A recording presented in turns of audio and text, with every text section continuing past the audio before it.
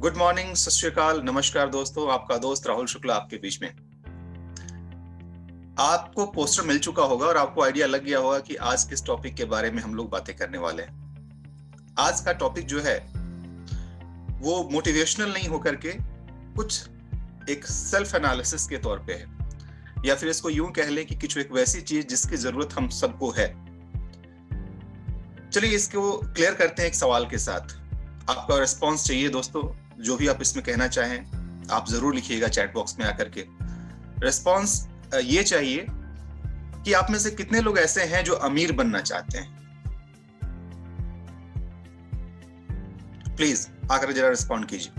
Chat box में आइए, अपना नाम और आप कितना अमीर बनना चाहते हैं अगर वो लिख पाए तो ज्यादा अच्छा। जैसे मैं बनना चाहता हूँ और मैं इतने रुपए कमाना चाहता हूँ। जरा चैट बॉक्स। अरे वाह भरत जी, हाँ वेरी गुड। मैं देख लेता हूँ। भरत कुमार हैं, नंद किशोर सर हैं, प्रकाश सर हैं, बुद्धेश्वर प्रताप सर हैं, अजय कुमार, के सिंह सर, संजीव, सुनीता, कुंज बिहारी सर, मंजीत कुमार। क्या बात है, क्या बात है, वेरी गुड वेरी गुड। सो जितने सारे लोग हैं सबने हैंड रेज कर दिया है। बाकी जिन्होंने हैंड रेज नहीं किया है इसका मतलब मैं क्या मानूं कि वो शायद अमीर नहीं बनना चाहते।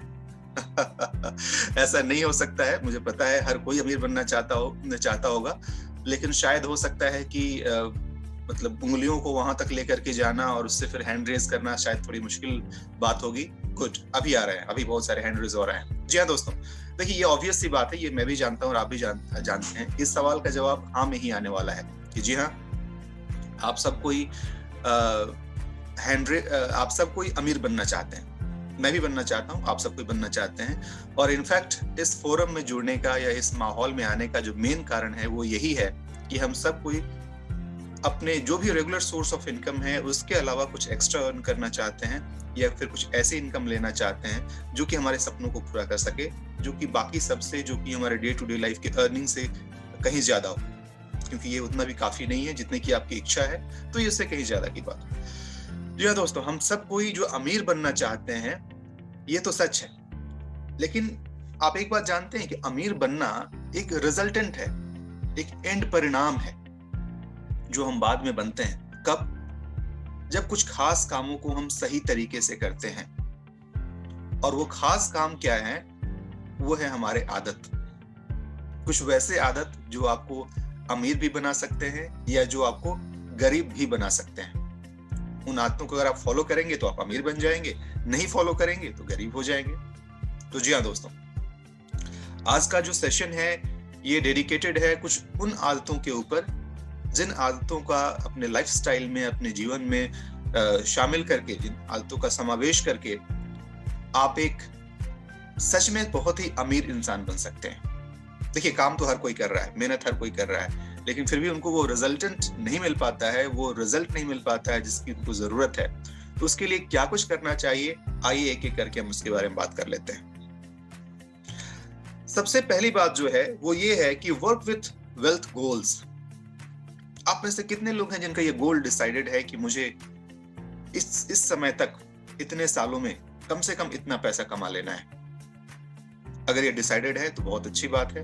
अगर नहीं डिसाइडेड है तो उसके लिए सबसे ज्यादा जरूरी और सबसे पहला जो काम आपका होना चाहिए वो ये है कि आप ये डिसाइड कर लीजिए कि आपको किस समय तक कितना पैसा कमाना है। गोल का मतलब होता है उसमें डेट होना चाहिए और उसमें वो अमाउंट होना चाहिए। इसके लिए सबसे ज्यादा जरूरी है कि आपको ये पता हो कि आज आपके पास कितनी संपत्ति है, be it cash, be it any property, आपके शेयर्स में कितने निवेश हैं, आपके पास गोल्ड ज्वेलरी कितनी है, आपका बैंक बैलेंस कितना है, आपके पास जमीन कितनी है, घर कितना है, मकान कितना है। यानी दूसरे शब्दों में कहें तो आपकी चल और अचल संपत्ति, जितनी भी आपकी संपत्ति है उसका हिसाब अभी आपके पास होना चाहिए।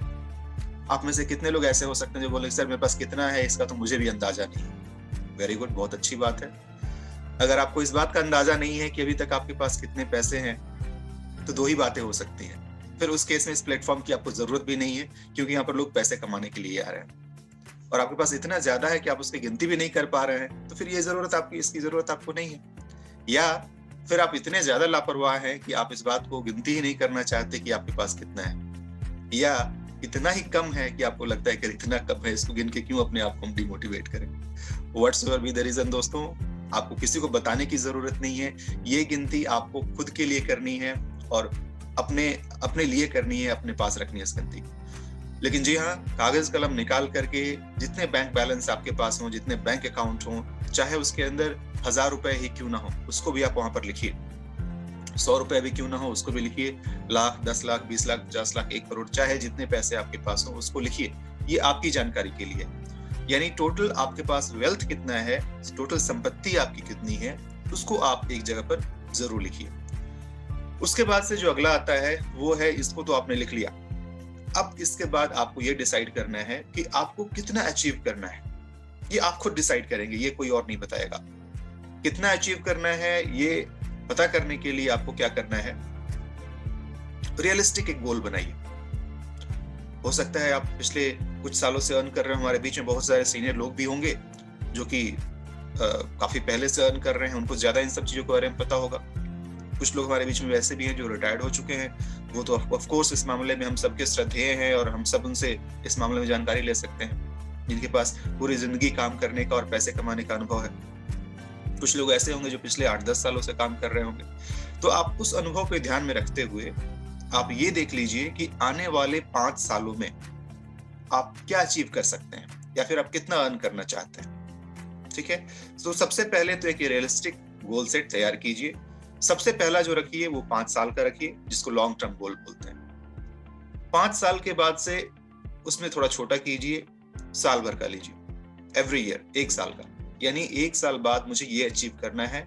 और ध्यान रहे, ये जो भी आप टारगेट बनाएंगे वो टारगेट आपका बेस्ड होना चाहिए आपके इनकम के ऊपर, या रियली एक्चुअली कितना इनकम कर पा रहे हैं अभी तक, उसके हिसाब से। नो डाउट समय के साथ साथ हम इसको रिवाइज भी करेंगे, इसमें चेंजेस भी लाएंगे। अभी के हिसाब से जितनी आपकी इनकम है आप उसके आधार पर आप इसको तैयार करें। तीसरी बात है कि जब आपने ये सब कुछ कर लिया, आपने अपना गोल सेट कर लिया, आपके पास फिलहाल कितनी इनकम है इसको आपने फिक्स कर लिया, उसके बाद जो अगली बात आती है वो आती है छोटे वाले गोल की, दैट इज कॉल्ड क्वार्टरली गोल। यानी हर 3 महीने पर, साल भर में 4 ऐसे गोल होने चाहिए जो आपको अचीव करना है, और हर 3-3 महीने पर आपको रिव्यू करना है कि आपने टारगेट क्या रखा था और आपने अचीव कितना किया है। और उसके हिसाब से थोड़ा बहुत जो बोलते हैं ना एडजस्टमेंट, थोड़ा ऊपर करना, थोड़ा नीचे करना, थोड़ा लगता है कहीं कुछ टाइट चल रहा है तो उसके हिसाब से ट्यून करना, कहीं लगता है कि नहीं थोड़ा स्पेस है मेरे पास और मैं इसको थोड़ा सा और बढ़ा सकता हूँ, आप उसको वहां पे बढ़ा सकते हैं। तो इस तरीके से देखते हुए आप इसको थोड़ा बहुत करते करते आप इसमें चेंजेस ला सकते हैं। लेकिन काम आपका क्या होगा कि हर 3 महीने पर इसके रिव्यू करना कि आपने जो टारगेट सेट किया था उसको किस हद तक आपने अचीव किया है। अगली बात आती है कि आपके पास जो भी इनकम है उस इनकम का 10% आपको अलग हटा देना है लॉन्ग टर्म इन्वेस्टमेंट के लिए, लॉन्ग टर्म गोल्स के लिए। जितनी भी आपकी इनकम है, ये इनकम कुछ नहीं, लोग बोलते हैं जनरली आज के समय में होता है, सबके साथ होता है कि आपकी जो भी कमाई है वो आपके लिए काफी नहीं पड़ती है आपके खर्चों से ही। लोग बोलते हैं अरे खर्चों से ही परेशान हूं, आप कहां इसमें से 10% निकालने की बात कह रहे हैं। दोस्तों, खर्च एक ऐसी चीज है ना जिसकी कोई सीमा नहीं है। चाहे आप 10,000 कमा रहे हो वो भी आपको कम पड़ता होगा। आप में आपके बीच में से भी कुछ लोग होंगे जो 10,000 रुपए पर मंथ अर्न करते होंगे और वो कम पड़ता होगा उनको। आपके बीच में ऐसे लोग भी होंगे जो 20,000 कमा रहे होंगे और वो भी कम पड़ रहा होगा। ऐसे लोग भी होंगे जो कि शायद लाख रुपए कमा रहे होंगे, उनको भी कम पड़ रहा होगा। तो कहने का मतलब कोई ये नहीं कह सकता है कि हाँ जी मैं इतना अर्न कर रहा हूँ और इतना काफी है मेरे लिए, अब और की जरूरत नहीं है। वो भी उनको कहीं ना कहीं लगता होगा थोड़ा और होता तो ज्यादा आसानी से काम कर पाता। तो दोस्तों, चाहे आपकी अर्निंग जितनी भी हो, चाहे आप 10,000 कमा रहे हो, उस 10,000 में से भी 10% यानी 1,000 रुपए आप इसमें से अलग कर देंगे। अगर 10,000 में घर चल सकता है तो 9,000 में भी चल सकता है। इमेजिन कीजिए कि आपकी इनकम 10,000 नहीं 9,000 ही है। यानी कि यहाँ पे मैं बात कह रहा हूं जो पैसे बचे हैं उसमें से बचत करने की नहीं, जो पैसे आपने कमाए हैं उसमें से बचत करना है। यानी कि जैसे ही सैलरी आई उसमें से 1,000 रुपए आपने अलग कर दिए। अलग करने का सबसे अच्छा जो तरीका होता है, एक अलग से बैंक अकाउंट, दूसरा सेविंग बैंक अकाउंट खोल लीजिए। वो समझ लीजिए कि उसमें सिर्फ डालने का सिस्टम है, निकालने का सिस्टम नहीं है। 10,000 में से 1,000 निकला आपका, सैलरी आई, सैलरी आने के साथ ही अगर पॉसिबल है ऑटो डेबिट लगा दीजिए एक फिक्स डेट डाल दीजिए, उस डेट के अंदर ऑटोमेटिक आपके अकाउंट से वो 10% जितना भी अमाउंट होता है वो निकल करके उस दूसरे वाले अकाउंट में चला जाए। और उस अकाउंट को फिलहाल आपको हाथ ही नहीं लगाना है, किसी भी चीज के लिए नहीं। गाड़ी खरीदनी है, कहीं घूमने जाना है, एक नया लैपटॉप आया है वो लेना है, नया मोबाइल फोन लेना है, या कोई गिफ्ट करना है, नथिंग, सॉरी। ये जो कुछ भी आपको करना है आपके बचे हुए 9,000 या बचे हुए 90% में करना है। इस 10% में से आपको कुछ नहीं करना है। तो ये दूसरा पॉइंट मैंने आपको बताया, वो ये है कि आपकी जो भी इनकम है उस इनकम में से 10% आप उसको साइड कर लीजिए, और साइड करके फिर आप अपने बाकी 90% में आगे का काम करेंगे। अगला जो पॉइंट है वो ये है कि डेवलप पैसिव इनकम सोर्स। जी हाँ दोस्तों, वो जमाना गया जिस जमाने में लोग एक नौकरी मिल जाती थी और रोजी रोटी चल जाती थी और लोग खुश होते थे। खासकर अगर सरकारी नौकरी मिल जाए तो लोगों को लगता था और क्या चाहिए, अब तो जिंदगी सेट है। सुबह 10 बजे से जाकर के शाम को 5 बजे तक घर वापस आ जाना है, अगर सच में पूरा काम किया तो। और सैलरी तो फिक्स है, कोई क्या बिगाड़ लेगा, सैलरी तो आते रहेगी हर महीने, सालों साल, और समय के साथ साथ महंगाई भत्ता और बाकी सारी चीजें बढ़ती रहेंगी। और इस तरीके से जो आपका इनकम है वो इनकम कंटिन्यू हो गया। और एक चीज से पहले होता था कि एक कमाने वाले होते थे, 8-10 खाने वाले होते थे, और घर आराम से चल जाता था। आज के जमाने में वो माहौल या वो मौका नहीं रह गया है। आज के जमाने में ऐसा हो गया है कि एक ही घर में अगर 5 लोग हैं तो 5 में से 3 या 4 लोग कमाने वाले हैं, कहीं कहीं 5 कमाने वाले हैं। फिर भी कभी कहीं कहीं उनको लगता है कि नहीं, थोड़ा और होता तो ज्यादा अच्छा होता। क्यों? लाइफस्टाइल बदल गया है आज का, जीने की जो ये कला है, जीने का अंदाज है वो बदल गया है। पहले लोग सिर्फ जरूरतों पे खर्च करते थे, आज खर्चों के लिए खर्च होता है, बस लग्जरी जिसको बोलते हैं, लग्जरी के लिए खर्च होता है। अब देखा जाए तो पहले घर का मतलब होता था चलो एक कमरा हो गया जिसके अंदर आराम से सर छुपाया जा सके। आज घर का मतलब हो गया कि सुख सुविधा के सारे सामान होने चाहिए, उसके अंदर ऐशो आराम के सारे सामान होने चाहिए। कपड़े, पहले कपड़े का मतलब बस तन ढकने के लिए एक अच्छा कपड़ा होता था, आज कपड़ों का मतलब ब्रांडेड होना चाहिए, उसकी एक अलग क्वालिटी होनी चाहिए। तो दोस्तों, कहने का मतलब कि आजकल जो खर्च का जो सिस्टम है वो बदल गया है, जिसके कारण से इनकम भी आपकी जो है वो कम पड़ने लगी है। और यही कारण है कि आज के रेट में 50,000, 1 लाख, 2 लाख रुपए कमाने के बाद भी लोगों को ये लग रहा है कि नहीं, कुछ कमी है, अभी थोड़ा और होता तो मैं इसको जो और ज्यादा अच्छे से कर सकता। एक और एग्जांपल देना चाहूंगा। जो पहले कहा जाता था कि तेते पैर पसारिए जेते लंबी शौर, चादर जितनी लंबी हो उतना ही पैर फैलाना चाहिए। मैं थोड़ा सा इससे अलग बोलता हूँ, पता नहीं क्यों मेरे दिमाग में ये बात बचपन से थी। ऑफ कोर्स एक मिडिल क्लास से बिलोंग करता हूँ, तो मैंने भी ये कहावत कितनी बार सुनी है कि पैर उतना ही फैलाना चाहिए जितनी लंबी आपकी चादर हो। लेकिन मैं इस बात में यकीन नहीं करता था शुरू से। मेरा ये मानना था कि दूसरा तरीका भी तो हो सकता है। चादर के हिसाब से हम अपने पैर को क्यों एडजस्ट करें?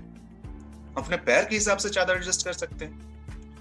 हम दूसरी बड़ी चादर खरीद करके ला सकते हैं। छोटी चादर है तो हम छोटी चादर में क्यों एडजस्ट करेंगे? हमारे पास एक बड़ी चादर होनी चाहिए, और उस बड़ी चादर को खरीदने का कुव्वत होना चाहिए, वो रिसोर्सेज होने चाहिए, वो पैसे होने चाहिए कि आप वो बड़ी चादर खरीद सकें। दोस्तों, मेरा इशारा आप समझ गए होंगे। मैं ये बताना चाह रहा हूं कि आपको अपने इनकम के सोर्सेज को बढ़ाना है, ना कि आपने खर्चों में कटौती करनी है। मैं एग्जांपल हूं। मैं पहले जब बचपन से ट्रेनिंग इस तरीके से मिली हुई थी कि एक पैसे का हिसाब रखना है, हर पैसे को लिख करके रखो कि कहाँ कितना खर्च कर रहे हो। जॉब की मैंने शुरुआत की, लिटरली मैं डायरी बनाया और उसके अंदर सब चीजें लिखना शुरू किया, और करीब 2-3 साल तक रिलीजियसली इसको फॉलो किया, और पूरा हिसाब भी मिल जाता था। हाँ, इतनी इनकम हुई है, इतना मैंने खर्च किया है, सब कुछ। एंड ऑफ द डे जब मैंने देखा कि बैंक बैलेंस क्या है, तो कुछ नहीं, कोई फायदा नहीं। मतलब इन सब ये सेविंग से कहीं कोई एक वैसा बड़ा खर्चा आ जाता था और सारी बात बेकार। और ये 2 रुपए, 4 रुपए, 1 रुपए, 2 रुपए ऐसे ऐसे बचत करके कोई बहुत ज्यादा अंतर नहीं आ पाया। फिर बाद में मैंने स्टाइल को चेंज किया। फिर बोला कि नहीं जी, ये एनफ इज एनफ, अब जो है जितना है उसमें खुल के जीना है। ऑफ कोर्स इसका एक घाटा ये होता है कि बैंक बैलेंस के नाम पर बहुत ज्यादा आपके पास नहीं होता है। लेकिन हाँ, अगर बैंक बैलेंस करना चाहते हैं तो इनकम के सोर्सेज को बढ़ाइए। इनकम को सोर्स को बढ़ाने का जो तरीका है वो है to create different source of passive income. जी हाँ दोस्तों, आपको अपना पैसिव इनकम का कुछ न कुछ सोर्स लगाना पड़ेगा। अब आप जिस भी जॉब में हैं, आप जो भी जॉब कर रहे हैं आज के डेट, आपको भी पता है कि उसमें एक फिक्स सैलरी होती है। वो सैलरी आप चाहे कितना ज्यादा भी अच्छा काम कर लें तो भी जितनी सैलरी फिक्स कर दी गई है उस साल के लिए, उससे ज्यादा वो नहीं बढ़ने वाली।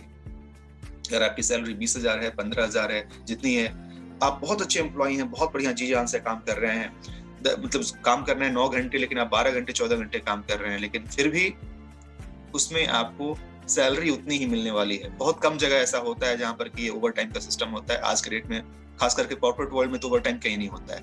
कहने के लिए होते हैं 9 घंटे 8 घंटे, 12 घंटे तो आप मान के चलिए।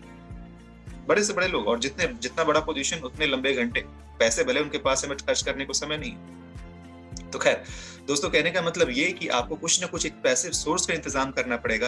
पैसिव सोर्स किसको कहते हैं? वो जहां पर आपका कुछ है जो काम कर रहा है और वहां पर आपको एक्टिवली काम करने की जरूरत नहीं है। ये क्या हो सकते हैं? इसमें जो सबसे पहले हो सकता है वो है आपकी कोई वैसी इन्वेस्टमेंट जो कि आपको रिटर्न दे रही हो। आज के डेट में अगर मैं बोलूं कि एफडी करा लीजिए, तो ये सब एब्सोल्यूट चीजें हो चुकी हैं। आज के डेट में एफडी कोई काम नहीं आता है, बैंक में रखे हुए पैसे कोई काम नहीं आता है, इससे कोई रिटर्न की उम्मीद तो आप नहीं रख सकते हैं। तो कोई वैसे जगह पर इन्वेस्ट कीजिए जहां पर एक ठीक ठाक रिटर्न आता हो। बहुत सारे ऐसे, मैं उसके बारे में बातें नहीं कर रहा हूँ, आप म्यूचुअल फंड में कर सकते हैं, कुछ वैसे शेयर्स में कर सकते हैं, या कुछ वैसी प्रॉपर्टीज में कर सकते हैं। कोई रेंटल स्पेस ले लिया आपने, कहीं कोई ऑफिस खरीद लिया, कहीं कोई वैसा अपार्टमेंट या घर खरीद लिया, दुकान खरीद लिया जहां से आपको रेंट आ रहा है हर महीने। ये एक ऐसा इन्वेस्टमेंट हो सकता है जो कि कहते हैं पैसिव इनकम। अगर आप एक राइटर हैं, अगर आप बुक लिख सकते हैं तो किताब लिख दीजिए, उससे जो रॉयल्टी आती है आप जिंदगी भर उससे आप उसका इस्तेमाल कर सकते हैं। या कोई भी वैसा काम जो कि रॉयल्टी बेस्ड है, जिसके अंदर आपको रॉयल्टी मिल सकती है, वो आप कीजिए। या फिर वो काम कीजिए जो करने के लिए आप सबको यहाँ पर आए। जी हाँ दोस्तों, मैं बात कर रहा हूँ नेटवर्क मार्केटिंग की। नेटवर्क मार्केटिंग, जैसे हमेशा बोला जाता है ना कि एक 8वां अजूबा है। जी हाँ दोस्तों, ये अजूबा ही है। आज के डेट में जो आप इसमें पेड़ लगा रहे हैं और कुछ हद तक सक्सेसफुल हो चुके हैं, आपका ये पौधा अभी हो सकता है कि अभी अभी निकला हो, अभी अभी पनपा हो, या कुछ लोगों का तो ये भी हो सकता है कि अभी बीज ही डाला है आपने, अभी तक वो पौधा जो है वो बाहर तक नहीं निकला है। लेकिन जैसे जैसे ये पौधा आपका बड़ा होगा, जैसे जैसे इसमें फूल पत्तियां आएंगी, जैसे जैसे ये निखरेगा, एक समय आएगा जब ये एक विशाल बरगद का पेड़ हो जाएगा। और उस समय आपकी उम्र जो भी हो, ये इतना घना और इतना बड़ा और इतना विशाल होगा, इसकी शाखाएं इतनी ज्यादा होंगी कि उसके नीचे बैठ करके हवा की मंद मंद मंद गति के बीच में आप मुस्कुराते हुए लेटे रहेंगे, फल फूल खाते रहेंगे, प्रकृति का आनंद लेते रहेंगे, और उसके बाद दोबारा कभी इस पौधे को, जो आज एक विशाल वृक्ष बन चुका है, उसको खाद पानी देने की जरूरत नहीं पड़ेगी। ये पावर है नेटवर्क इंडस्ट्री में। लेकिन हाँ, जो इतना पावर रखता है उसको शुरुआत में सेवा की भी जरूरत होती है। शुरुआत में उसको छोटे बच्चे की तरह, जिसे एक मुर्गी अपने अंडे को सेती है ना, उस तरह से बहुत हल्के से, प्यार से संभाल के उसको आपको सेना पड़ेगा, उसको पालना पड़ेगा, उसको बचाना पड़ेगा आसपास के झंझावातों से, आसपास के टर्बुलेंस से। तब जाकर के धीरे धीरे, जब एक बार जब उसकी जड़ लग गई, आप में से बहुत सारे लोग गार्डनिंग करते होंगे, शौकिया तौर पे भी घरों में कुछ ना कुछ पौधे लगाते होंगे। तो ऐसा बोला जाता है ना कि शुरुआत में जब पौधा हम शिफ्ट करके लगाते हैं तो उसका जड़ ना हिले, जड़ उसका स्टेबल हो जाए, और बोलते हैं हाँ पौधा अब लग गया, अब जी जाएगा। तो ये शुरुआती का जो ये दौर होता है ना, जो इसको वल्नरेबल पीरियड बोलते हैं, जिसमें सूखने के चांसेस होते हैं, बहुत सारे कारण हैं। मौसम का चेंज, थोड़ा बहुत बदलाव हो गया जगह में, मिट्टी की में बदलाव हो गया, पानी सही से नहीं मिल पाया, जो खाद और उर्वरक की जरूरत थी वो सही से नहीं मिल पाया, और इस कारण से पौधा आपका सूख गया। तो शुरू में बहुत ज्यादा केयर की जरूरत होती है, लेकिन एक बार आपका पौधा लग गया, फिर आपको पीछे मुड़ के देखने की जरूरत नहीं। फिर वो पौधा धीरे धीरे ही सही ग्रो करेगा, अपने समय के साथ ग्रो करेगा। सागवान का पेड़, जो शीशम, सागवान, जो ऐसे ऐसे पेड़ होते हैं, आपको पता है समय लगता है इनको ग्रो करने में, लेकिन एक बार जब ग्रो कर गए तो फिर आपके लिए अकूत संपत्ति का साधन बन जाते हैं। बरगद का पेड़, समय लगता है ग्रो करने में, लेकिन बरगद अपने आप में नाम काफी। तो दोस्तों, आप समझ रहे हैं कि मैं आपको यहाँ पर बागवानी सिखाने के लिए नहीं आया हूँ। मैं जो बता रहा हूँ वो शायद आप तक मैसेज जा रहा होगा।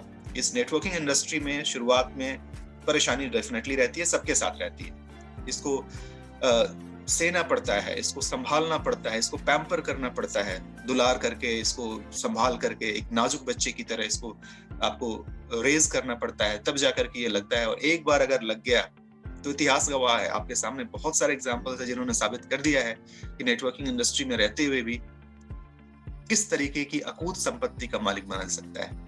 आपके पास इतना ज्यादा पैसा होगा दोस्तों ना, अगर आप सच में इसके अंदर टिक गए, आपको समझ में नहीं आएगा कहाँ खर्च करें। लेकिन उस मुकाम तक पहुंचने के लिए उससे पहले का जो फेज होता है, उसको आपको जरूर हैंडल करना पड़ेगा और झेलना पड़ेगा। जी हाँ, so congratulations to all of you. आप ऑलरेडी उस प्लेटफॉर्म पर आ चुके हैं। हाँ, किस हद तक दिल से आए हैं ये आप पर निर्भर करता है। नेटवर्किंग में तो आप आ चुके हैं, इसका नतीजा है कि आज आप मेरे सामने बैठे हुए हैं और इस मीटिंग को ले रहे हैं। लेकिन अगर सच में इसमें कंटिन्यू करना है तो इन सारी बातों को आपको फॉलो करना पड़ेगा। अगली जो बात है वो भी बहुत जरूरी है, that is invest in your education. अपनी जानकारी के ऊपर अपने आप को ट्रेन करने के लिए खर्च कीजिए। एक लोगों की टेंडेंसी होती है कि उनको हर चीज फ्री में चाहिए, जितना कुछ फ्री में मिल जाए, फ्री फ्री फ्री फ्री। दोस्तों देखिए, फ्री बहुत हद तक सही नहीं होता है। एक बात मैं आपको बता देता हूं। आप इमेजिन कीजिए कि ये जितने भी बड़े बड़े लोग हैं, जितने पॉलिटिशियंस हैं, जितने बड़े अधिकारी हैं, या फिर सरकार के ही लोगों ले लीजिए ना, सरकार के लोग जो कि सरकार बनाते हैं, उनके बच्चे सरकारी स्कूलों में क्यों नहीं पढ़ते हैं?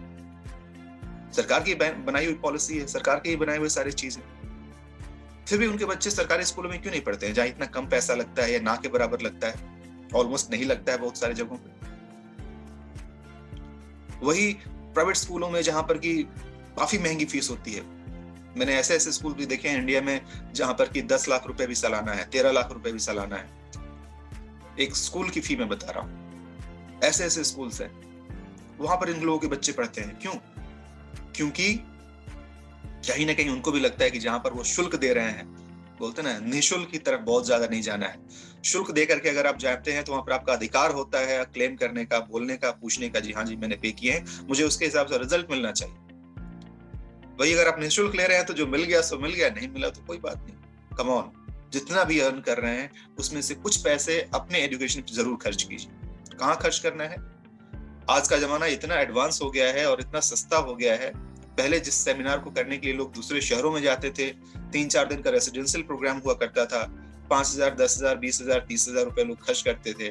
आज वही सब कुछ, वही ट्रेनर सब कुछ ऑनलाइन दे रहे हैं सस्ते सस्ते दामों पर। 399, 599, 999, 200, 300, 500 ऐसे ऐसे रुपए में आपको वो सारी चीजें मिल रही हैं। 2-3 तो अलग अलग कोर्सेज मैं ले रहा हूं अभी, अलग अलग टाइप की कोर्सेज, बिकॉज मुझे अपने आप को, मैं आपको हमेशा बताता हूँ, मुझे एक स्टूडेंट बना रहना बहुत पसंद है। हर रोज सीखना चाहता हूँ, हर रोज कुछ अलग अलग चीजें करना चाहता हूँ। मेरे टीम के जो लोग हैं वो जानते हैं कि इन सब चीजों के अलावा भी मैं कुछ वैसे वैसे काम करते रहता हूँ जिसका मेरे फील्ड से कहीं कुछ भी लेना देना नहीं है। बस सीखने के लिए, हॉबी है, शौक है, कुछ न कुछ एक नए आर्ट, नए चीजों के बारे में सीखने का। आपको याद होगा कि 1 जनवरी को जो मैंने सेशन लिया था, मैंने बताया था आप सबसे, इस साल में प्रॉमिस कीजिए कि कुछ नई चीज सीखनी है। मैंने उसको शुरुआत कर दी है, मैं 2 नई चीजें सीख रहा हूँ। हो सकता है इस साल के अंत तक उसमें कुछ मुकाम हासिल करूं, फिर आप सबके साथ शेयर करूंगा। तो अपने आप के अंदर जितनी भी आपकी कमाई हो रही है उसका कुछ हिस्सा अब आप डिसाइड करें आप कितना कर पाते हैं। मेरे हिसाब से अगर आप 5% उसके लिए रख पाए, जो कि आप खुद से अपनी लर्निंग के ऊपर खर्च करने वाले हैं, वो बिल्कुल सही रहेगा। बुक्स में इन्वेस्ट कीजिए, बुक खरीदिए, बुक्स की पढ़ाई कीजिए, जो ऐसे सेमिनार्स होते हैं उसको अटेंड कीजिए। जहां कहीं भी ऐसे लगता है कि जहां पर कि आप पैसे दे करके आप कुछ सीख सकते हैं, जरूर जाइए, सीखिए। वहां पर ये मत सोचिए कि हाँ मेरे पैसे लग रहे हैं। आप पैसे लगा नहीं रहे हैं, आप पैसे इन्वेस्ट कर रहे हैं। इन्वेस्टमेंट में क्या होता है? रिटर्न होता है। हाँ, अगर आपको यकीन नहीं, आपको ये लगे कि कोई जरूरी थोड़ी ही मिल जाए, इसका मतलब आपको खुद पर यकीन नहीं। आपको पता है कि आप करने वाले नहीं है, बुक खरीदेंगे, खरीद के रख देंगे। तो दोस्तों फिर तो गलती आपकी है, और जो इंसान खुद से गलत होना चाहता है उसको फिर कोई नहीं सुधार सकता है। तो फैसला आपका है। लेकिन हाँ, अगर आप सच में अमीर बनना चाहते हैं तो खर्च करना सीखिए। YouTube पे ऐसे बहुत वीडियोस मिल जाएंगे, मैं एक रेकमेंड भी अभी कर देता हूँ। मैं काफी फैन हूँ सोनू शर्मा साहब का, जिनकी वीडियोस मैं फॉलो करता हूँ। उनकी एक वीडियो है जिसमें उन्होंने कहा है कि कंजूसी बहुत बुरी बला है।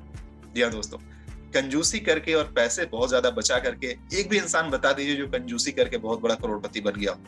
नहीं हो सकता है। देना सीखिए। आप पैसे कमा रहे हैं तो उसके हिसाब से खर्च भी करना सीखिए।